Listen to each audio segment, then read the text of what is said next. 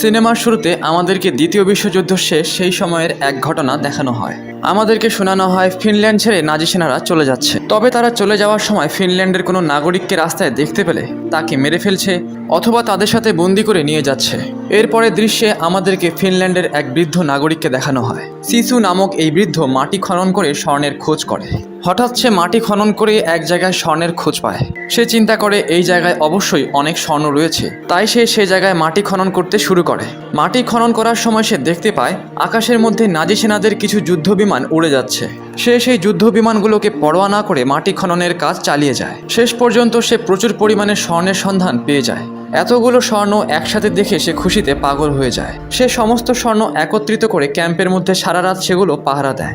রাত কেটে গেলে সে স্বর্ণগুলো বিক্রির উদ্দেশ্যে শহরের দিকে রওনা দেয়। সে একটি ঘোড়ার পিঠে চড়ে তার পোষা কুকুরকে নিয়ে সামনের দিকে এগিয়ে যেতে থাকে। কিছু দূরে যাবার পর দুর্ভাগ্যবশত কর্পির সাক্ষাৎ নাজি সেনাদের এক জেনারেলের সাথে হয়ে যায়। কর্পি দেখতে পায় তারা এক বিশাল ট্যাঙ্কের ভেতরে কিছু মেয়েদেরকে বন্দি করে তাদের সাথে নিয়ে যাচ্ছে। তবে কর্পি তাদের চোখের আড়াল হয়ে সেখান থেকে চলে যায়।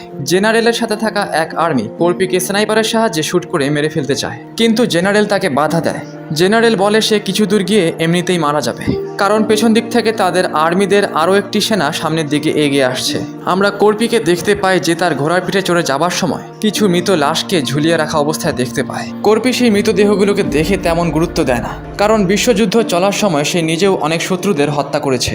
কিছু দূরে যাবার পর সে আবারও একটি গাড়ির মধ্যে নাজি সেনাদেরকে দেখতে পায়। নাজি সেনাদের এক সৈনিক কর্পিকে দাঁড়াতে বলে। তারা তার ঘোড়া ও ব্যাগ চেক করে দেখতে পায় তার ব্যাগের মধ্যে প্রচুর পরিমাণে স্বর্ণ রয়েছে। তারা কর্পিকে বলে যে সেই স্বর্ণগুলো তারা নিয়ে নিবে। কর্পি বুঝে যায় যে সেই স্বর্ণগুলো নেওয়ার পর তারা তাকে মেরে ফেলবে। কর্পি তার পোষা কুকুরটিকে সেখান থেকে পালিয়ে যেতে বলে। কুকুরটি পালাবার সময় নাজি সেনারা সেই কুকুরটির উপর গুলি বর্ষণ করে, তবে তাদের ছোড়া একটি বুলেটও সেই কুকুরকে লাগে না। সেখানে উপস্থিত এক নাজি সেনা কর্পির পিঠের মধ্যে বন্দুক ঠেকিয়ে তাকে বৃদ্ধ বলে তাকে গুলি বর্ষণ করে মেরে ফেলতে যায়। ঠিক সেই মুহূর্তে কর্পি অতি দ্রুত গতির সাথে নাজি সেনার মাথার ভেতরে এক ধারালো চাকু ঢুকিয়ে দেয়। কর্পি দেখতে দেখতে সেখানে থাকা সমস্ত সেনাদের এক এক করে মেরে ফেলে।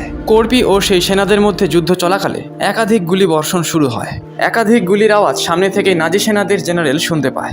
প্রথমের দিকে তারা ভাবতে শুরু করে যে হয়তোবা সেই লোকটিকে তাদের সেনারা মেরে ফেলেছে, কিন্তু যখন তারা চেক করতে আসে তারা দেখতে পায় তাদের সেনারাই মৃত অবস্থায় পড়ে আছে। মৃত সেনাদের কাছ থেকে জেনারেল একটি স্বর্ণ খুঁজে পায়। সে বুঝে যায় যে সেই বৃদ্ধ লোকটির কাছে অবশ্যই অগাধ স্বর্ণ রয়েছে। তারা সঙ্গে সঙ্গে সমস্ত সেনাদের নিয়ে সিসু নামক সেই বৃদ্ধ লোকটির পিছু নিতে শুরু করে। সিসু যখন দেখতে পায় পেছন দিক থেকে নাজি সেনারা তার উপর গুলি বর্ষণ করছে, সে দ্রুত গতিতে ঘোড়া নিয়ে ছুটতে শুরু করে। সিসু কোনো মতো নাজি সেনাদের নাগাল থেকে বেরিয়ে আসে। তবে সিসু যেখানে গিয়ে পৌঁছেছে সেখানে নাজি সেনারা আগে থেকেই কিছু মাইন সাজিয়ে রেখেছিল।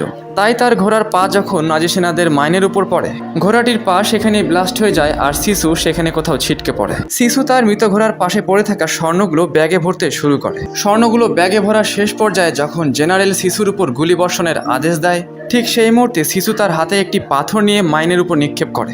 মাইন ব্লাস্ট হয় ও সেখানে পর্যাপ্ত পরিমাণে ধোঁয়ার সৃষ্টি হয়। সবাই মিলে সিসুর উপর গুলি বর্ষণ শুরু করে, তবে সিসু একটি ঢালের সাহায্যে সেই গুলিগুলো প্রতিহত করে ও সেখান থেকে সুযোগ বুঝে পালিয়ে যায়। জেনারেল মাইন চেক করার জন্য তার কিছু সৈন্যদের সামনে পাঠায়, তবে তারা মাইনের উপর পা রেখে সেখানেই ব্লাস্ট হয়ে যায়। জেনারেল সিদ্ধান্ত নেয় তার কাছে বন্দিরত অবস্থায় থাকা মহিলাদের সামনে রেখে তারা এগিয়ে যাবে। তারা দুজন মহিলাকে সামনে বেঁধে রেখে এগিয়ে যাওয়া শুরু করে। জেনারেল রেডিওর মধ্যে কর্পি সম্পর্কে এক তথ্য জানতে পারে। জেনারেলের পাশে থাকা এক সৈন্য তাকে বলে যে কর্পি নামক এক বৃদ্ধ লোক এই রাস্তা দিয়েই এগিয়ে যাচ্ছে। কর্পি সম্পর্কে লোকমুখে শোনা যায় সে একাই 300 জন রাশিয়ান সেনাকে হারিয়েছিল। সেনা জেনারেলকে বলে তার সাথে লড়াই করতে যাওয়া বোকামি ছাড়া আর কিছুই নয়।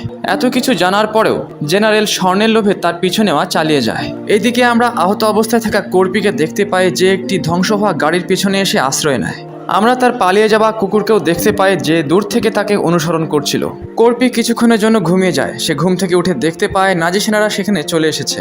সে কায়দা করে ট্যাঙ্কির নিচে চলে যায় ও সেখানে উপস্থিত তেলের ট্যাঙ্কি ছিদ্র করে ফেলে, যাতে করে কুকুরেরা তার শরীরের গন্ধ না পায়। তবে সেখানে উপস্থিত এক কুকুর তাকে দেখতে পেয়ে যায় ও তার দিকে ছুটতে শুরু করে। নাজি সেনারা তাকে দেখতে পেয়ে তার দিকে বুলেট নিক্ষেপ করলে একটি বুলেট তার পায়ের মধ্যে এসে লাগে। কর্পি সেই হিংস্র কুকুরদের হাত থেকে বাঁচার জন্য নিজের শরীরে আগুন ধরিয়ে ফেলে। শরীরের মধ্যে আগুন নিয়ে কর্পি সামনে উপস্থিত এক জলাশয়ের মধ্যে ডুব দেয়। নাজি সেনারা পানির ভেতরে থাকা কর্পির উপর গুলি বর্ষণ শুরু করে। আহত অবস্থায় থাকা কর্পি কখন জলাশয়ের উপরে উঠবে তারা সেই প্রতীক্ষা করতে শুরু করে। কিছুক্ষণের মধ্যে তারা দেখতে পায় জলাশয়ের উপরে রক্ত ভেসে উঠেছে। তারা ধারণা করে কর্পি হয়তোবা মারা গিয়েছে, তাই একটি নৌকায় করে দুইজন নাজি সেনা তাকে উদ্ধারের উদ্দেশ্যে যায়। কিন্তু আমরা দেখতে পাই কর্পি বেঁচে আছে ও সেই দুইজন নাজি সেনাকে সে পানির ভেতরেই মেরে ফেলে। এ দৃশ্য দেখে জেনারেল অত্যন্ত রেগে যায়। সে তার নিজের সেনাকে মারার জন্য রাইফেল তাক করে। নাজি সেনা নিজের প্রাণ বাঁচাবার জন্য নদীর কিনারায় চলে আসে, তবে জেনারেল তাকে গুলি বর্ষণ করে মেরে ফেলে। এরই সুযোগ নিয়ে কর্পি জলাশয়ের কিনারায় পৌঁছায় ও সেই মৃত নাজি সেনাকে ঢাল বানিয়ে সেখান থেকে পালিয়ে যায়। পালিয়ে যাওয়া কর্পিকে দেখতে পেয়ে তার পোষা কুকুরটি জেনারেলের সামনে চলে আসে। জেনারেল সিদ্ধান্ত নেয় কুকুরটির পিছু নিয়ে এবার তারা কর্পিকে খুঁজে বের করবে। আমরা কর্পিকে দেখতে পাই যে হাঁটতে হাঁটতে একটি শহরের মধ্যে পৌঁছায়। তবে সে দেখতে পায় নাজি সেনারা পূর্বেই এই শহরকে ধ্বংসস্তূপে পরিণত করেছে। সে ধ্বংস হওয়া এক গ্যাস স্টেশনের পাশে বিশ্রাম নেয় ও ঘুমিয়ে পড়ে। সে তার কুকুরের আওয়াজ শুনতে পায় ও তার ঘুম ভেঙে যায়। তার পোষা কুকুরটি যখন তার কাছে আসে সে দেখতে পায় তার কুকুরের গায়ে নাজি সেনারা ডায়নামাইট লাগিয়ে রেখেছে। সে ডায়নামাইট খুলে ছুঁড়ে মারবে তার আগেই ডায়নামাইট বিস্ফোরিত হয়ে যায়। বিস্ফোরণের কারণে কর্পি তার জ্ঞান হারিয়ে ফেলে। জ্ঞান ফিরে পাওয়ার পর সে দেখতে পায় নাজি সেনাদের জেনারেল তাকে পাকড়াও করে ফেলেছে। জেনারেল কর্পির গলায় রশি বেঁধে সেখান থেকে চলে যায়। সেভাবে কর্পি হয়তোবা সেখানেই দম বন্ধ হয়ে মারা যাবে। সে তার সমস্ত স্বর্ণ নিয়ে সেখান থেকে চলে যায়। তবে কর্পি এখানে মারা যায় না, সে শেষ পর্যন্ত টিকে থাকার চেষ্টা চালিয়ে যায়। আমরা দেখতে পাই সকালবেলা দুজন নাজি সেনা প্লেনে করে সেই গ্যাস স্টেশনে চলে আসে। প্লেনের পাখার বাতাসে কর্পি নিচে পড়ে যায়। কর্পি যে এখনো বেঁচে আছে সেটি নাজি সেনারা দেখে ফেলে। দুজনের একজন নাজি সেনা যখন কর্পিকে মেরে ফেলতে আসে, কর্পি সেই নাজি সেনাকেই মেরে ফেলে। অপর নাজি সেনা যখন তাকে দেখতে আসে, কর্পি তাকে মেরেও অজ্ঞান করে দেয়। কর্পি তার স্বর্ণ রক্ষার্থে জেনারেলের উপর আক্রমণ করার সিদ্ধান্ত নেয়। কর্পি সেই নাজি সেনাদের নিয়ে আসা বিমানে করে জেনারেলকে ধরার সিদ্ধান্ত নেয়। আমরা দেখতে পাই কর্পি তার শরীরের ক্ষত অত্যন্ত রক্তাক্ত অবস্থায় নিজেই ব্যান্ডেজ করতে শুরু করে। এই দৃশ্য দেখে সেখানে উপস্থিত নাজি সেনা অত্যন্ত আতঙ্কিত হয়ে পড়ে। কর্পি সেই প্লেনে করে রওনা দেয়। এদিকে নাজি সেনারা কিছু দূরে যাবার পর একটি ধ্বংস হওয়া প্লেন দেখতে পায়। তারা সেই প্লেনটির কাছে গিয়ে দেখতে পায় প্লেনটির মধ্যে বসে থাকা পাইলট মৃত অবস্থায় রয়েছে ও তার গলায় সেই দড়িটি রয়েছে যেই দড়ি দিয়ে জেনারেল কর্পিকে ঝুলিয়ে রেখেছিল। তারা বুঝে যায় কর্পি এখনও জীবিত রয়েছে ও তাকে মারাটা এতটাও সহজ নয়। জেনারেল তার নাজি সেনাদের সেখান থেকে যত তাড়াতাড়ি সম্ভব পালিয়ে যাবার আদেশ দেয়। ট্যাঙ্কের মধ্যে বন্দিরত অবস্থায় থাকা এক নারী নাজি সেনাদের কর্পি সম্পর্কে কিছু কথা বলে, যে কর্পি তাদের রাজ্যের অত্যন্ত বীর একজন যোদ্ধা। তাকে আজ পর্যন্ত কোনো রাশিয়ান মারতে পারেনি। সে একাই 300 রাশিয়ানকে মেরে ফেলেছে। তাদের ভাষায় তাকে শিশু নামে উপাধি দেওয়া হয়েছে। তাদের ভাষায় এই কথার অর্থ এক বাহাদুর। ঠিক সেই মুহূর্তে কর্পি সেখানে চলে আসে ও সেই দুই সেনাকে মেরে ফেলে। কর্পি গাড়ির মধ্যে প্রবেশ করে ও সেই বন্দিরত অবস্থায় থাকা মহিলাদের হাতে অস্ত্র তুলে দেয়। কর্পি সেই গাড়িতে থাকা ড্রাইভারকে মেরে ফেলে। মহিলাদের একজন সেই গাড়িটি নিয়ন্ত্রণ করতে শুরু করে। এরপরে তারা সেখানে উপস্থিত সমস্ত নাজি সেনাদের এক এক করে মেরে ফেলে। এরপর কর্পি সেই ট্যাঙ্কের উপরে উঠে ও সেখানে উপস্থিত নাজি সেনাদের মারতে শুরু করে।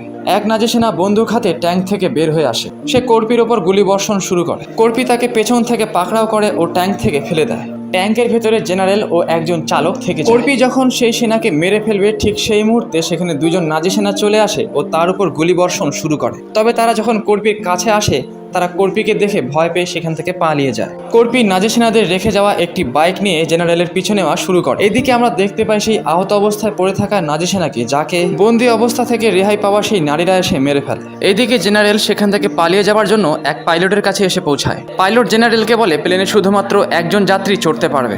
জেনারেল তার সাথে থাকা নাজি সেনাকে মেরে ফেলে। তারা প্লেনে চড়ে সেখান থেকে রওনা দেয়। তবে সামনের দিক থেকে কর্পি চলে আসে ও প্লেনে গুলি বর্ষণ শুরু করে। প্লেনটি টেক অফ করবে ঠিক সেই মুহূর্তে কর্পি তার কুড়ালের সাহায্যে প্লেনটিতে চড়ে যায়। জেনারেল ভাবে হয়তোবা তারা কর্পির হাত থেকে রেহাই পেয়েছে, কিন্তু আমরা দেখতে পাই কর্পি তার হাতে থাকা কুড়ালের সাহায্যে প্লেনে ছিদ্র করে সেখানে প্রবেশ করে। প্লেন ছিদ্র করার কারণে সেখানে শব্দ উৎপন্ন হয়, যেই শব্দ জেনারেল শুনতে পায়। সে বন্দুক হাতে পেছনে কি হয়েছে সেটি দেখতে যায়। পেছনে গিয়ে সে দেখতে পায় সেখানে কর্পি চলে এসেছে। কর্পিকে দেখতে পেয়ে জেনারেল প্রচণ্ড রেগে যায় ও তাদের দুজনের মধ্যে মারামারি শুরু হয়ে যায়। কর্পি প্রচণ্ড আহত হয়ে গিয়েছে, তাই সে জেনারেলের সাথে তেমন লড়াই করতে পারে না। এরই সুযোগ নিয়ে জেনারেল কর্পিকে মারতে মারতে প্রায় আধমরা করে ফেলে। তবে সুযোগ বুঝে কর্পি জেনারেলের পায়ে একটি ফাঁদ বেঁধে দেয়, যেই ফাঁদটি প্লেনটির মধ্যে অবস্থিত একটি বোমের সাথে সংযুক্ত ছিল। বোমটি ফেলে দেওয়ায় জেনারেলও বোমটির সাথে নিচে পড়ে ব্লাস্ট হয়ে মারা যায়। তবে প্লেনটির মধ্যে অনেক ক্ষয়ক্ষতি হয়ে গিয়েছে। প্লেনটি তার ভারসাম্য হারিয়ে ফেলেছে। প্লেনটি যে কোনো মুহূর্তে ক্র্যাশ হবার সম্ভাবনা রয়েছে। তাই কর্পি তার স্বর্ণের ব্যাগটি নিয়ে নিজেকে একটি সিটের সাথে শক্তপোক্ত করে বেঁধে ফেলে। আমরা দেখতে পাই প্লেনটি শেষ পর্যন্ত মাটির সাথে ক্রাশ খায় ধ্বংস হয়ে যায়। এদিকে মুক্ত হওয়া মেয়েরা শত্রু নাজি সেনাদের তাদের রাজ্যের সেনাদের হাতে তুলে দেয়। আমরা দেখতে পাই শিশু এখনও জীবিত রয়েছে। সে তার স্বর্ণভরা ব্যাগটি কাদার মধ্যে খুঁজে পায়। স্বর্ণভরা ব্যাগ খুঁজে পাওয়ার পর সে স্বর্ণ নিয়ে শহরের উদ্দেশ্যে রওনা দেয়। আমরা দেখতে পাই তার সাথে তার পোষা কুকুরটিও জীবিত অবস্থায় রয়েছে। কর্পি একটি ব্যাংকের মধ্যে আসে। ব্যাংকে উপস্থিত সমস্ত লোকেরা তাকে দেখে ভয় পেয়ে যায়। কর্পি তার সমস্ত স্বর্ণ সেই ব্যাংকের কর্মকর্তার সামনে ঢেলে দেয় ও তার পরিবর্তে তার কাছ থেকে টাকা চায়। আর এখানেই এই সিনেমাটি শেষ হয়ে যায়।